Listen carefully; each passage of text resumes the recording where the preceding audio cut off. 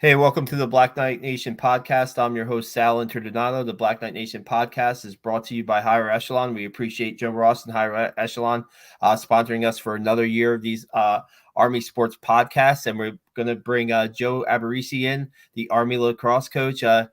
Appreciate you coming back on the podcast, Coach, to talk about the upcoming season. Wow, it's already here on Saturday. It does go by quick, Sal. Seth, great to be with you. And yeah, same thing here. It feels like anytime you have a good year, the next year gets here a lot quicker than you would like. You know, it's those ones where you don't have maybe as good a year as you would have liked, that they seem to drag on. The off season drags on forever. But excited for our guys and ready to get after UMass. Yeah, so we're seeing on the Army social media accounts the preseason, the All-Americans, the rankings, really well deserved after last year. You know, a goal away from the national semifinals. I mean, I guess it's a little bit. I guess my question is, it's a little bit different than last year, right? Last year you weren't too sure maybe what you might have had, but this year you kind of know what you got coming in, right? Or no? Yeah, I would call it a 180-degree difference. You know, where last year we felt pretty confident in our talent, but it wasn't a known commodity. There wasn't a sense of who these guys were. So that team was able to play with a chip on their shoulder, and this idea of just proving something to everyone. Now, you know, this team, as you mentioned here, Sal, having a lot of notoriety based on last year's accomplishments. It's been something that we've been talking about since last May, as a matter of fact, where last May at the very first meeting we had after the seniors moved out of the locker room, you know, it was about humility and getting, you know, to be humble or somebody who displays humility. You get back to the basics, and nobody's gonna put us in May, you know, just because of what happened last year. So in a lot of respects, it's tougher. You know, it's tougher for this team because the same people that they were eager to ignore, that didn't have them ranked and, you know, had them fourth in the Patriot League. You know, we've got to make sure that we're strong-minded, and it's the same people now that's ranking them. So you didn't believe them before, you know, we can't, because now they're saying things that we would prefer.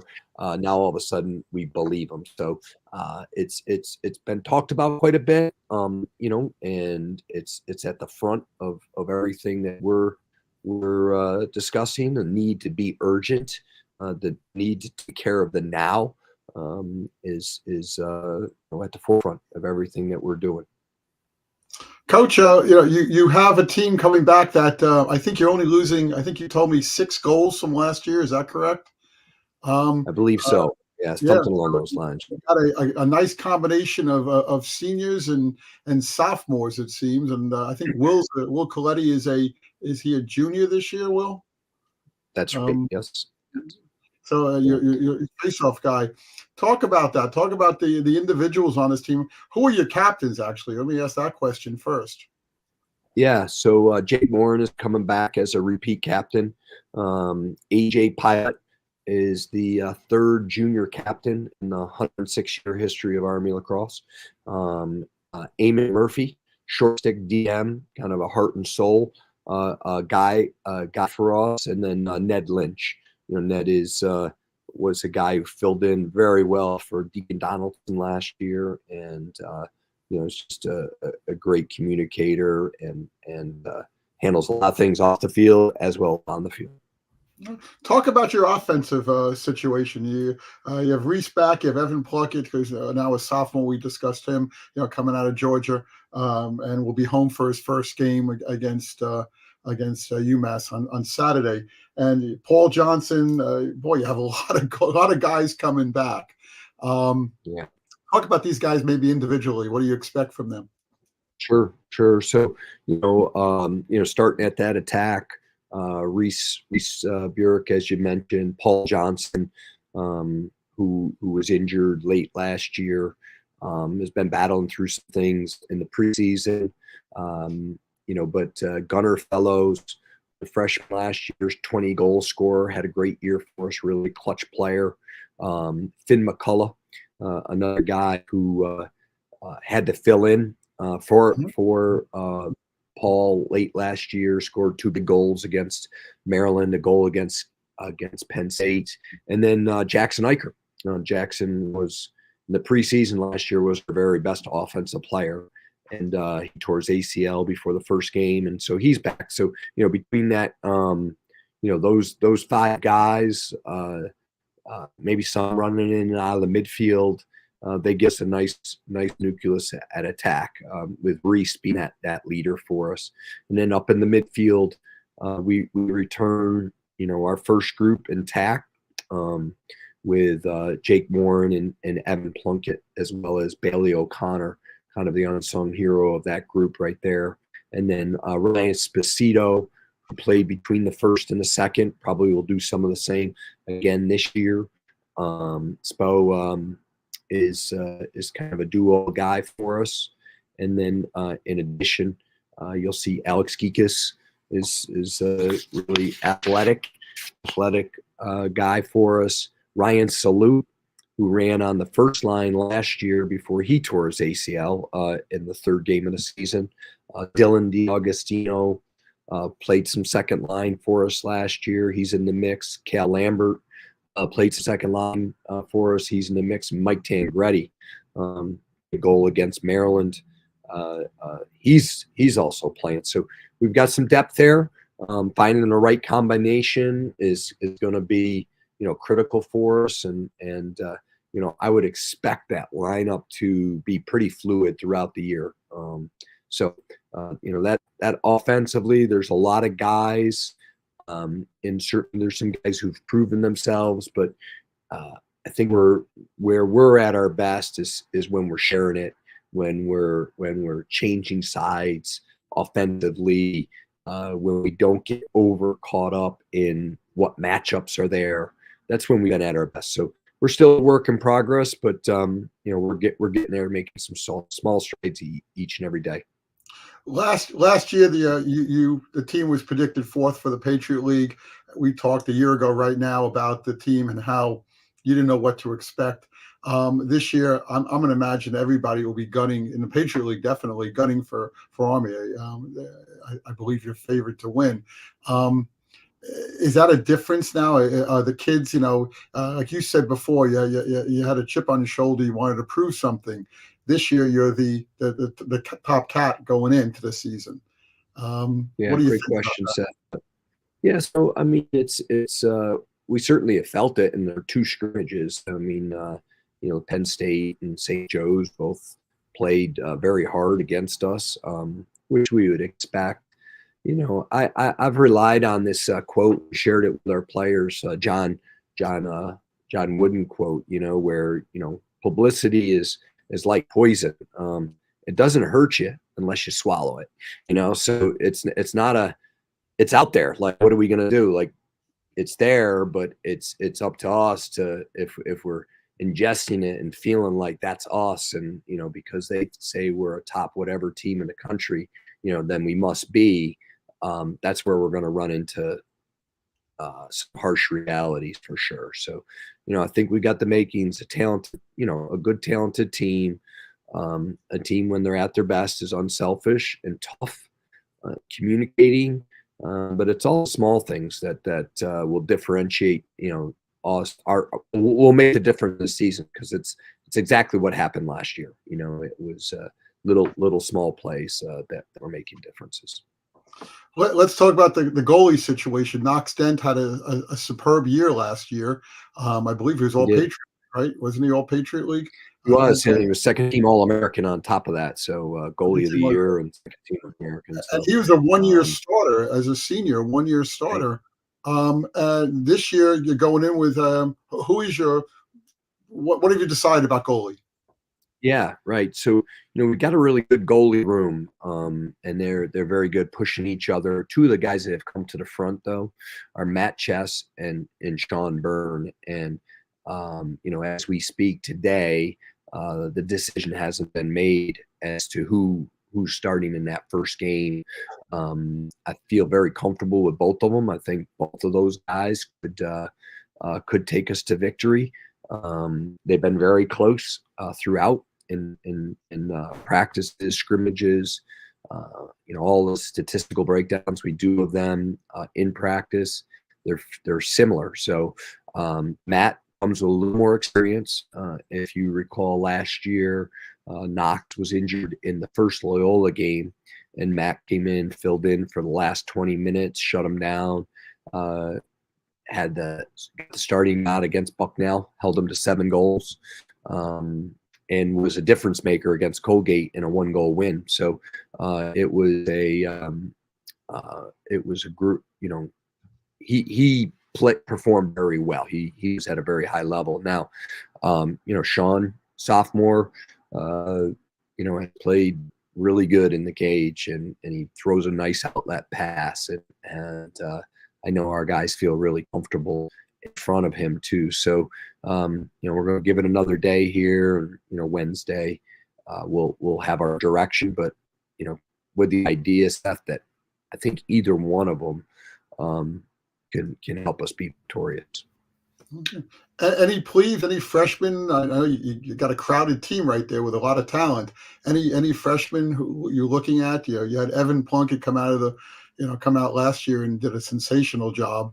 I thought was one of the keys to the team last year. Anybody you looking at this year? I'd say through the first 19 practices, like there isn't, and of course fall ball, there's nobody like that. Evan was only the second freshman here in my time, and maybe the third overall to be named All-American as a freshman. I mean, that's a hard thing to do.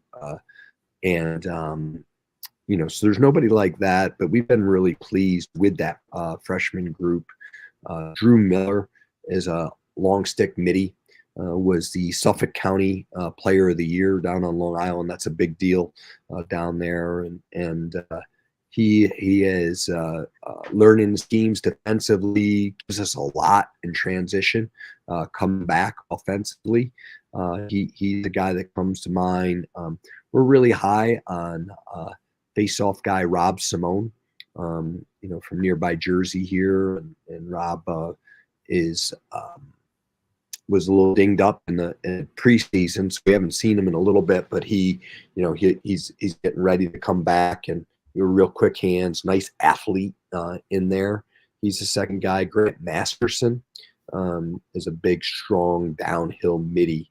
So I would tell you it's those 3 guys that I think if we had to plug them in, we'd be happy with that. But for them right now, they've got to beat out some pretty good players. Okay. Before we turn to the schedule, I want to ask about Will Coletti.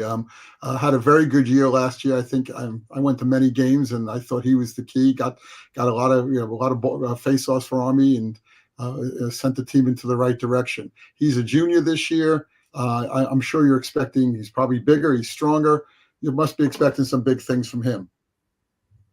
Yeah, Will last year was the team MVP. So you could see what he meant to us, the way he tilted the field, got the ball going to us, the extra possessions that we were able to get, particularly for a young offense, helped our development immensely.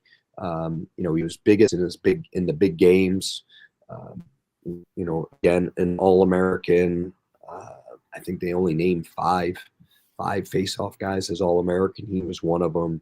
Shattered the ground ball record, which is in our sport, Seth, is like rebounds. I mean, that's possession is a big deal, and I think he had 40 more than the next closest in Army history. So I mean, it was a spectacular year. It is without question the most physically demanding position in our sport. You're just taking a lot of beatings while you're down there, and it's a grueling thing. So the trajectory of face-off guys isn't always upwards. It isn't always like you would think almost all the other possessions are because of the amount of beatings they take, going through. But Will is a tough guy, tough kid, really tough competitor, maybe our best competitor. He was named Practice Player of the Week this past week, which is a great sign for us. So, we are heavily reliant on him, and hoping that Rob Simone coming back from injury, Alec Vaccaro can help maybe take a little of the burden off. Even if it's just for a few face-offs a game, but we'll see how that goes. Okay. Turning to the schedule, you open up with UMass in Atlanta next week, this Saturday. Then you go to Rutgers, who is ranked. Mercer at home, first home game on the 24th. And then Syracuse is back on the schedule, as is North Carolina. 2 ACC teams. All 5 ACC teams are ranked. 3 of them are ranked 1, 2, and 3, Notre Dame, Duke, and Virginia. Syracuse is 9th. North Carolina, I think, is 15th or 16th. You're taking on looks like, and the Patriot League is good. We'll talk about that in a second. But you seem to be taking on a little bit tougher schedule. We've talked about in the past that you've wanted to get a little bit tougher. It seems like you're there between Rutgers, Syracuse, and North Carolina. Plus UMass is no pushover. Yeah. So it has fluctuated just a little bit. I would say that this, Seth, is more in line with how the schedule has been throughout most of my 19 years, the way it sits today. Syracuse dropped us last year, so it was a late summer drop, not a lot of explanation around it. So that's why we didn't play Syracuse this year. But the previous 15 years, Syracuse has been on the schedule. We've always gone up there. And then in that Carolina spot, it was Cornell last year. So Cornell's a top 10 team. But with the Ivy League schedule changing and our open date, that's where Carolina came into. So, before it's obviously it's Carolina, and it will be Carolina the next 4 years, with a home and away schedule with them, 2 home, 2 away, and then. So that takes the place of Cornell, and Cornell took the place of Notre Dame. Notre Dame took the place of Johns Hopkins. So we've always had a time season game. So this is maybe a little different than last year, but a little more accustomed to how we do it. In terms of our out of season scheduling, what makes it a little tougher, I think, in the last 4 or 5 years, Rutgers has gone from a top 20 team to a Final Four team 2 years ago. So, a perennial top 10, 15. And UMass, I love opening up with them. They are a very, very steady, tough, gritty program, that has a really great tradition of lacrosse. And those kids are as tough as any we play. And, they're always – they're a team that doesn't necessarily get their due, but they're always in the top 20 or by the end of the year or flirting around the top 20. So great out of conference schedule, and as you alluded to earlier, Patriot League based on the first week of it looks to be as good as it's ever been. Right. I think I had a couple upsets this week. Patriot League won a few games. I understand the Patriot League is probably as balanced as it's ever been, from top to bottom. It seems like there's a lot of good teams. Had the opportunity to sit next to a Patriot League official at the Holy Cross Army football game, and he was talking about how excited he was about the upcoming lacrosse season. Talk about the Patriot League. BU and is always good, and Lehigh is always up there. Of course, Navy. The Army-Navy game is who knows who's going to win that game year in and year out. Records don't matter, like every other sport. Talk about the Patriot League. What do you think about the league this year? Yeah, I mean, I would agree with that assessment that of the gentleman that you spoke with. I think we went through a time about 4 or 5 years with Pat Spencer, who was a generational talent at Loyola, and I don't want to take away from the other players. They had some great other players, but we were really like outside of an upset, which we did in 2019. I mean, we were scrapping to get into that title game and play against them, and then you hope for the best.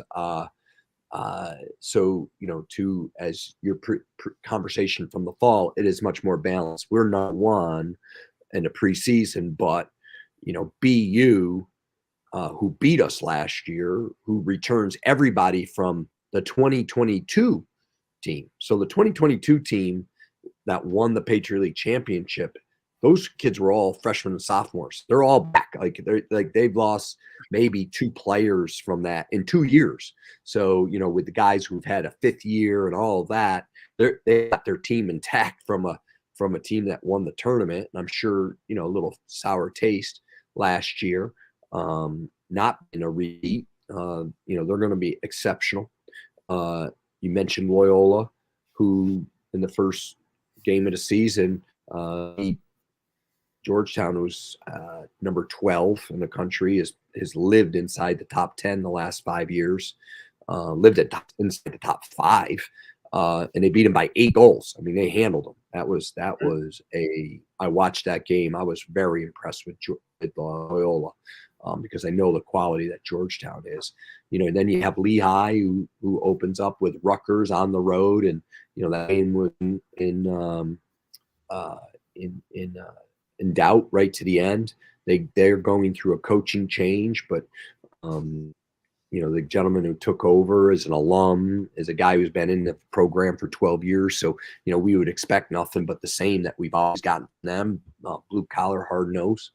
We mentioned the Naval Academy has been recruiting incredibly well the last, forever, but last 5 or 6 years, they've got great players, particularly on the defensive end and in the midfield. And, the R-line kid who's bounced in and out as the starting quarterback, he doesn't have any spring football this year, so now his better sport is lacrosse. So now he can dedicate that all there. So, Navy's going to be a bear. And then, you look at Colgate.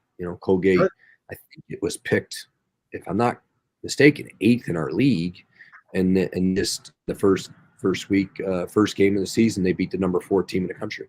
And we had scrimmaged Penn State the week before, and Penn State's good. They're still good. They didn't lose a person from that team that went to the Final Four and was in a goal from being in a national championship. That was the 8th team in our league that did that. So it's going to be a bear. And I don't want to forget that because that's going to be their best team that they've ever had there.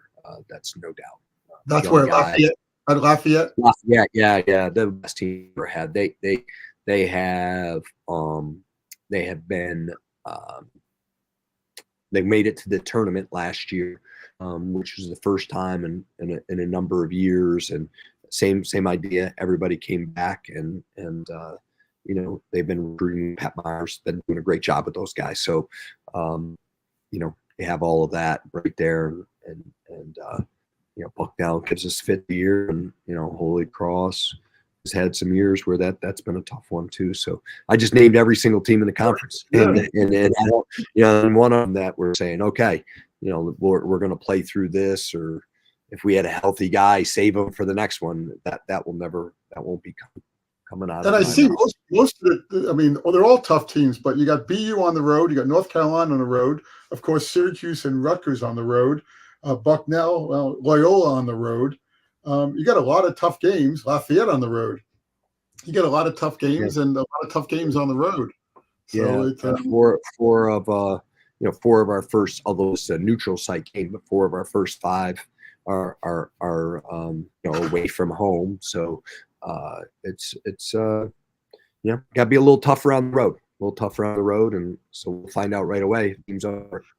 Now the tournament, is it still 18 teams, or is it 18? I think it's 18, right? Yeah. So they have that. They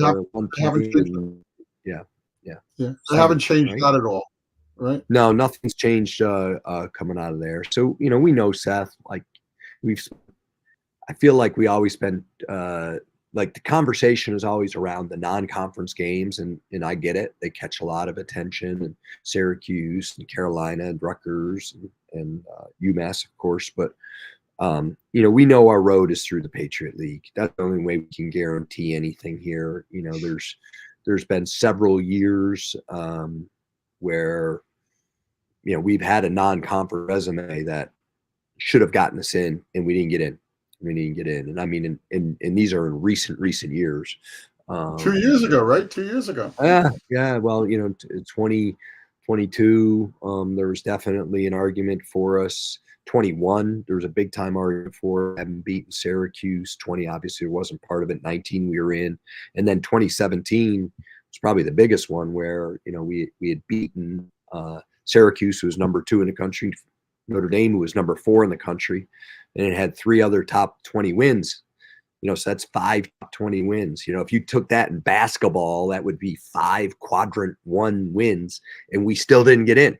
So it's just we were 12-4 that year. So we just there's no guarantees with the out of conference stuff, and just need to make sure that we're taking care of things in conference, because that's the only way that we're guaranteed to play more lacrosse. Coach, do you think the Patriot League gets the respect it deserves, like nationally, as far as a conference? Or I just think it's the goal of lacrosse. So I do think the Patriot League is very well respected. It's, of the 10 leagues, I would say it's, well, typically grades out at like the 4th best league, but the problem is in the ACC, Seth just mentioned it, there's 4 teams almost every year going from there, and they play each other twice, so their strength of schedule just gets astronomical, and those are things that we just can't do with a 9-team Patriot League.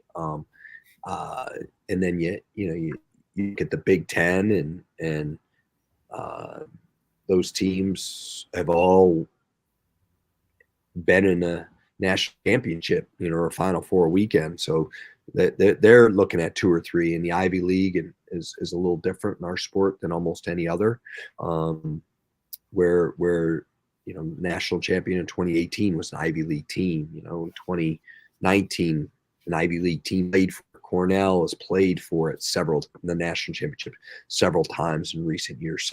So in 2022, Cornell played the national championship game. So it's you just, and then as Seth said, you only have a few teams, and in 9 leagues, there's 9 automatic qualifiers. So now there's only 8 at-larges, and I just mentioned a whole bunch of teams you're competing against for them. So I think there is a healthy respect. Obviously you saw it nationally in the first week in what Colgate did and what Loyola did.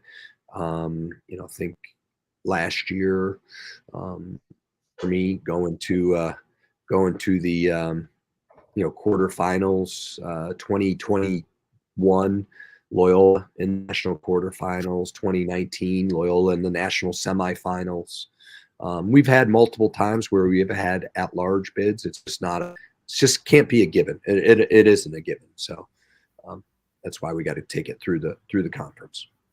One player I wanted to ask you about, Coach, real quick, is Casey Reynolds. How's he doing? The football player who also plays lacrosse. How's Casey been in the preseason, and what you see of him this season? Yeah, he's doing great. Great conversation with Casey, in January as we kind of weighed this out. I mean, he had a fantastic football season, and was kind of seen as, maybe, I don't know, I haven't looked at the stats. Maybe they're leading receiver coming back, or certainly a starter. So Coach Monken obviously sees the value of him being in the program for spring ball and all. And we said, hey, let's play this out. Let's see what, how this shakes out for you. And, if you're in the lineup, and, I think Coach Monken's going to be good with you playing lacrosse. If you're backing up and scout team, then do what we did the last 2 years, and that is you're with us, and then you're going to spring ball, and you're coming back in with us, and it was pretty remarkable what he was doing. And to get to your point, Sal, is he's earned himself a spot. He has it has connected for him. He's always had the athleticism and the speed and the toughness, the grittiness. But when you're doing something just half the year, we have a full fall schedule. We practice 23 times in the fall and another 13 times in the post fall. So before he even starts, we've had 35 practices, and film sessions and all that. So it's a steep curve. And I know what he said to me. He said, Coach, this was back in December. He said, I feel like I was over in football, and they were talking to me like, hey, just your experiences haven't allowed you to flourish. And this year, he was referring to the fall, it clicked for me, as a junior, finally clicked for me. And I was able to do that. And he said, I think that's what's going to happen for me in lacrosse. It clearly has. So, we're excited. Terrific athlete and somebody who's going to have a great role in our success this year. Awesome. I see ACC is not playing each other twice this year. I think they went back to a turn set, which they end up. What is there? 6 teams in there, 5 teams in there. So so 4 make it the tournament. So the 4 teams, they end up playing each other again. It does. It's another way of doing it, but they get that second game there. And I spent 9 years down there. So at Duke, I was at my Duke 9 years. So we benefited from it back then. Not casting any stones. I'm just kind of talking about the road is a difficult one for a at-large bid. I'm looking at the Syracuse schedule. They play Utah, which I know is trying to build its program. They got Maryland. They got High Point. Hobart, of course, is always on there. Delaware. Interesting. There were new teams on their schedule, so obviously they had to fill in. Now that they're not playing the ACC squads, I think you played 3 teams twice and 1 team once. So they had to fill in with 3 new teams. It's interesting. It's a different schedule for them. Syracuse is like they get to pick and choose a little bit around their schedule because they got Dome, which is a desirable place to play, even though you got to play them in it. It's with our sport taking place in the winter, they don't have to leave home pretty much for the first 6-7 games. So they kind of get to pick and choose a little bit, and so there's a lot of flexibility in their schedule, and this year they definitely changed things up. Will they ever come to Mikey? You think they'll ever? I mean, I know that he says he would, but we would have to find a spring game, like a late season game, and that's unlikely in any near future because Patriot League we have 9 teams, so that's 8 Saturdays. That's 2 months that are scheduled for us. And then there's 1 bye week. And for the next 4 years, we've chosen to use that bye week on Carolina. So we're hoping to keep the Syracuse game going. We know what that entails is we're going to be playing up there in February. Okay. Coach, you were talking to us a little bit about the opener in Atlanta, right? And what's going to surround the game, your opener against UMass. Can you just go over with our audience what the atmosphere is going to be like that for your first game of the season? Yeah, so it's a home game for us. We chose there's some groups down there that wanted to bring this top level lacrosse down to Atlanta, and for us that's an easy fit in that we've got some terrific players from Atlanta. We have some terrific players coming that are from Atlanta, and it's a very, very fertile lacrosse area. It is excellent lacrosse and athletic kids, very athletic. So for us to be exposed down there is desirable. And what they've done is within the Silverbacks Park, There's a high school game that's going to be played before us. Carolina and Mercer are going to play after us. There's some, from what I understand, there's some outer fields where there'll be some youth games being played previous to our game, and then college games being the college games being the marquee part of it all. So it's just going to be a great setup that way, with our military posts in Georgia.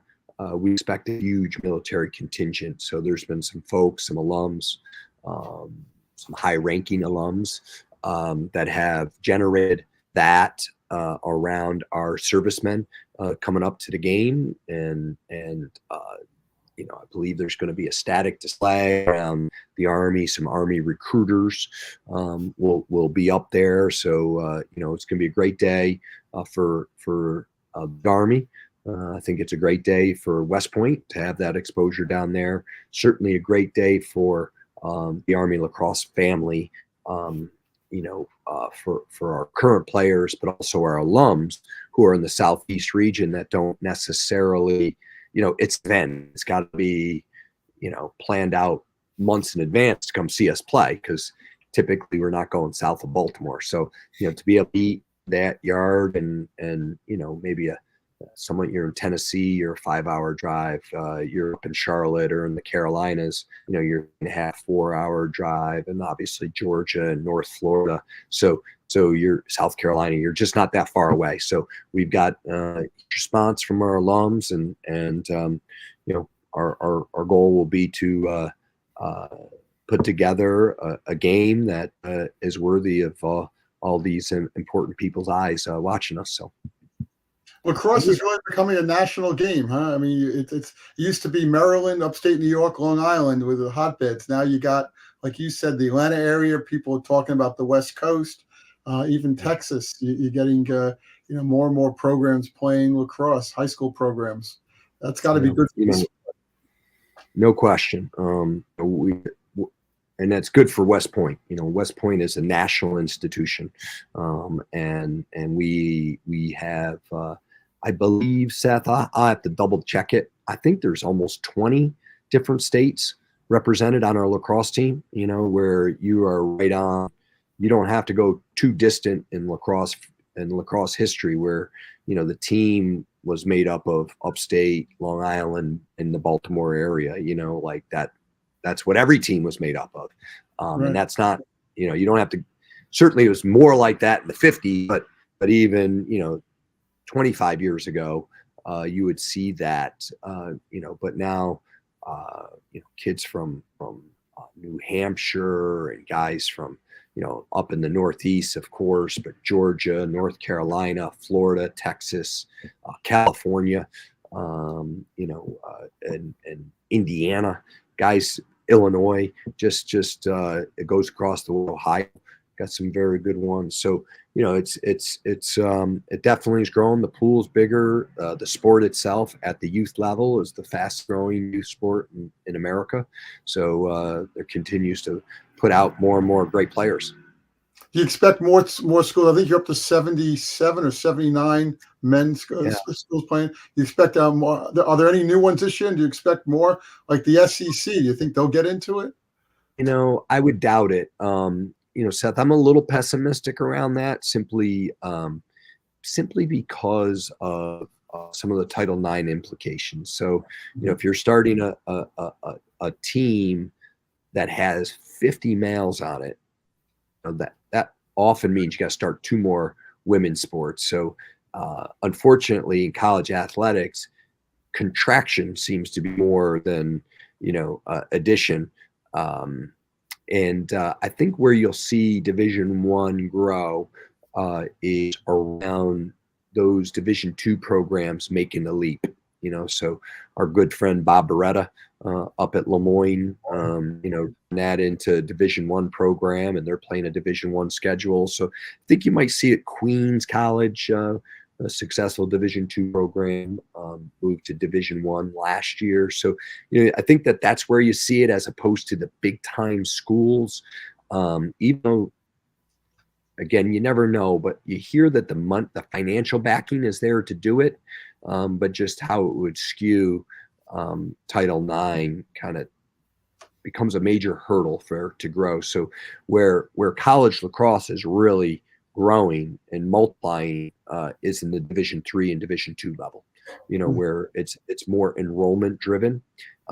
So when you start a program at the Division III level, and it's admissions driven, and if you look at any of the data, more women going to school than men, college, and so this is a great platform for colleges to get men to their school, and so you see it a little bit more there. Division I, there's always the rumors, but I'm, like I said, a little pessimistic about it. Coach, I want to ask you about one of your alum, Garrett Dole. He's coaching at Oklahoma, but it's a club team, right? So that's correct. What I mean, maybe no. I mean, well, now they're going to the SEC, yeah. so Yeah, it's interesting. He coached there, and he took a job, like, so he's in pharmaceutical sales, and the club coach, Pat Brennan, actually Garrett's classmate, 2013 Army lacrosse player. He's the head coach at Texas, University of Texas club team. So there's a lot of good athletes that play in club game. They're typically at that level pretty well funded, where it's through the school, but mostly probably through just the kids themselves, and alums. I find that probably a little bit tougher. Michigan went that route, and last year Michigan was in the quarterfinals. Took them a little bit, 10 years to do it, but they were a really good club team, and then some financial backers came in and donated money to start a men's and women's program, and Michigan ran with it, but it made a little more sense since Ohio State had that program, Penn State had a program, so there was some Big Ten affiliation already. The Maryland, Rutgers, now like to kind of look at a Southeast or Florida State, who has a really good club team. For them to transition over, it's tough because most of those schools that we just mentioned, like Florida State, has 13 sports, so there's not a lot of sports. So when you add one, that really has a more seismic effect on the Title IX than maybe somebody like an Ivy League where there's 35 sports school sponsors. Yeah. People talk about Clemson and BC going in the ACC. I think the ACC wants a 6 team so they get the automatic qualifier. They don't have that now. So Clemson. My son is down there. Max is a sophomore, and he is works with the women's team, and he's kind of like a manager guy, and they just built a $27 million women's lacrosse facility. Like Clemson, they don't just put their foot in the water; they're all in. They did it with softball a few years ago, and they saw the rewards of that. And Clemson is already in top 5 recruiting classes. Great place to transfer to. But I don't think that there was much made around making it a dual facility. It's around women's lacrosse, and then BC.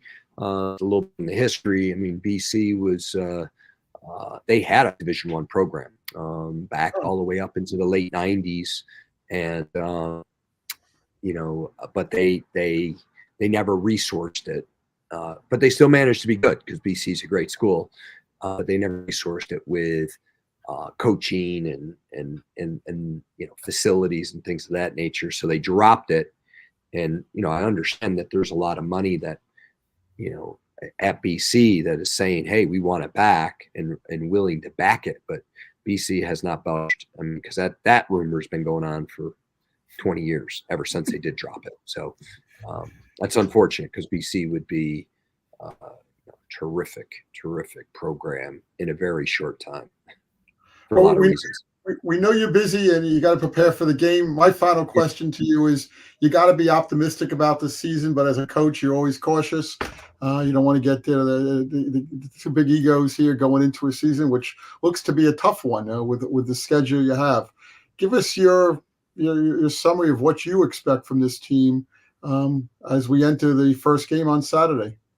Yeah, our goals, Seth, are no different than what they were last year or the year before or wherever. I think, in our program, we want to be national champions, so that's what we want, and this year. But to be thinking about May, to be thinking about anything other than today and improving is weak and lacking in humility on our part if we do that, so our focus has really been, I think, throughout the year pretty good, around just trying to get better and understanding that, yes, we are talented, but so is everybody else. Everybody else has got a lot of players, and very successful. And there isn't anybody on our schedule that, we just say, well, we're just a team, regardless of what the rankings are. So I think we've got to make sure that we arrive with a chip on our shoulder and ready to execute at the highest level, or we're gonna end up with something in the right hand column, and because it's going to take our best each and every time out there, and it's going to take continual improvement throughout the season to get to where we want to go. Coach, we really appreciate all your time today, talking about your team, talking about the landscape of college lacrosse. Thanks so much. You've always been a great guest. Really appreciate you hopping on. All the best to you in the opener on Saturday. And we'll have Seth out there covering your games, maybe even their second game against Rutgers. So we really look forward to it. I'll be there. Yeah, that's great. That's great. I just say publicly, I appreciate this coverage here. I appreciate all coverage that Seth does. The mileage he puts on the car to be around, and I know our fan base and our alumni base appreciates that greatly. So thank you to both of you. Thank you, and good luck this season. You got a nice team there and a good bunch of kids. I got to know them very well last year, and they're a nice group of kids, and they're committed to West Point and to winning as much as they can. So awesome. Good luck. Thank you. I'll share Thanks, that. Mate. All right, guys, take care. Take care. Good luck.